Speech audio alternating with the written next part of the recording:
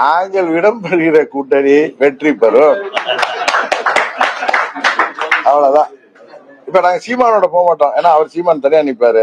மற்ற அது நிச்சயம் போக மாட்டோம். உங்க ஆசை இருக்கா திமுகவுல போறதால? இன்னும் புதிய கூட்டணி எல்லாம் உருவாகு சார்.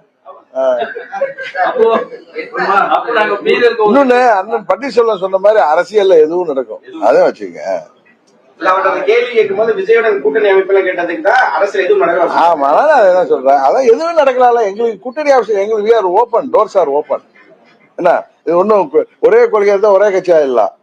எங்களுடைய ஃபர்ஸ்ட் ஆப்ஷன் என்டிஏ தான், அது உண்மை.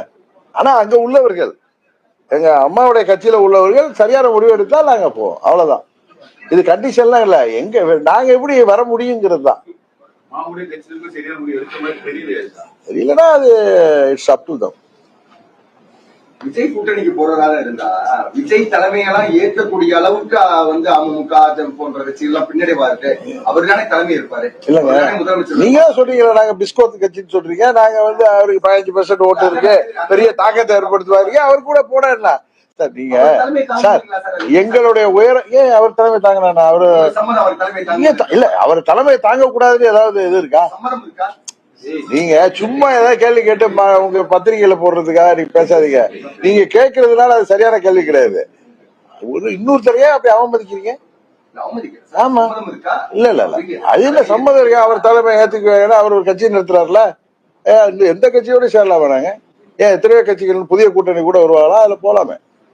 இதெல்லாம் அது தவறு. நீங்க கேட்கறது யாரையும் குறைத்து பேசக்கூடாது. அவன் அப்படிதான் பேசுறேன். ஏன் அப்படி கேக்குறீங்க? ஏத்துக்கிறீங்களான்னு? ஏன் அவர் திண்ட தகாதவரா? அப்புறம் என்ன? இல்ல இல்ல சார்,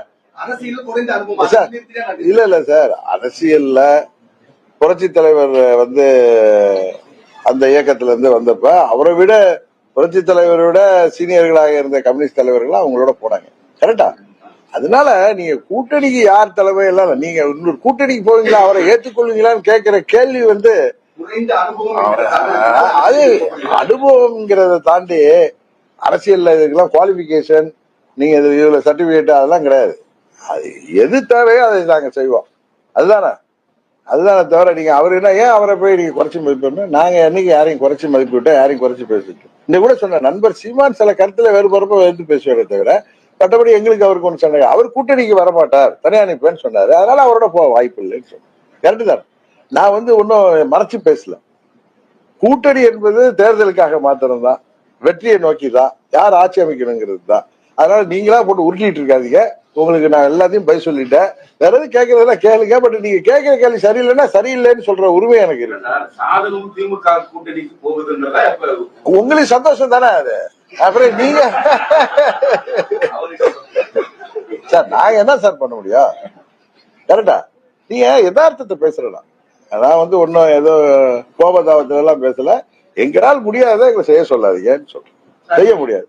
நீங்க நிதானமா பேசுறீங்க. இப்ப இந்த செங்கோட்டையன் கொடுத்த கெடு என்ன நடக்கும் உங்களுக்கு அனுபவத்துல? இதே மாதிரிலாம் நான் எனக்கு இதெல்லாம் போர்காஸ்ட் எல்லாம் சொல்ல தெரியாது. நான் பிரதீப் ஜான் கிடையாது.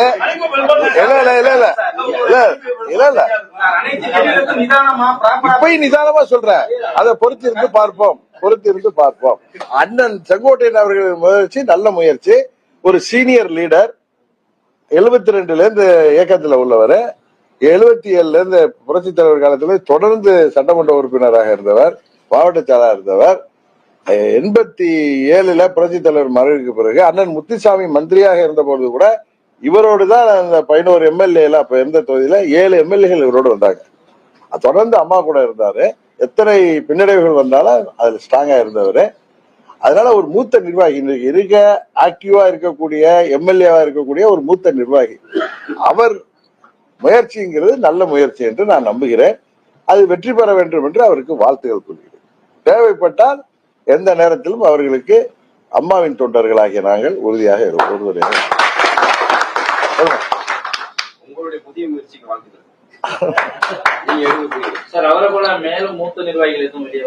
அதெல்லாம் எனக்கு அந்த மாதிரி ஹேசியம்லாம் தெரியாதவெல்லாம் சொல்லக்கூடாது. சார் இத்தனை குழப்பங்களின் காரணமாக 2026 திமுக தான் ஆட்சி அமைக்கிறதுன்னு சொல்றாங்க. அது சாத்தியம் தானே? இவ்வளவு குழப்பங்கள் இருக்கு. மக்கள் நான் அன்னைக்கே சொல்லிட்டேன். இல்ல மக்கள் யாரை விரும்புகிறார்களோ அவங்கதான் ஆட்சி வைக்க முடியும். அதான் உண்மை. ஆனால் அம்மாவின் ஆட்சி வரணும்னா அதுக்கு என்ன செய்யணுமோ அது செஞ்சாதான் முடியுமே தவிர யாரோ சரி செய்து விடுவார்கள் யாரும் மலகப்படுத்திட்டு யோசிச்சுட்டு இருந்தா அது அவங்களுக்கு கஷ்டம்தான். கரெக்டா? இப்ப முடிவெடுக்க வேண்டிய இடத்துல அம்மா கட்சியில உள்ள நிர்வாகிகளும் தொண்டர்கள் தான் இருக்காரு. அவர்கள் கையில தான் இப்ப பந்து இருக்கு. அவங்கதான் முடிவெடுக்கணும். நாளைக்கு எங்களை இன்றைக்கு குறை சொல்லக்கூடாது. 21 தேர்தலில் நாங்க உங்களுக்காக காத்திருந்தோம். நீங்க வேற கடவுள இருந்தீங்க. இப்பொழுதும் சொல்றேன், 24ல நீங்க என்ன தவறு செய்தீர்கள் என்று உங்களுக்கு தெரியும். இப்பொழுதும் நீங்கள் தான் முடிவெடுக்க வேண்டும், நாங்கள் அல்ல. ஏன்னா நாங்க 17ல நாங்கள் அநியாயமாக வெளியேற்றப்பட்ட போது அமைதி காத்த அந்த தொண்டர்கள் இப்பொழுதும் அமைதி காத்தால் அதற்கு நாங்கள் பொறுப்பல்ல.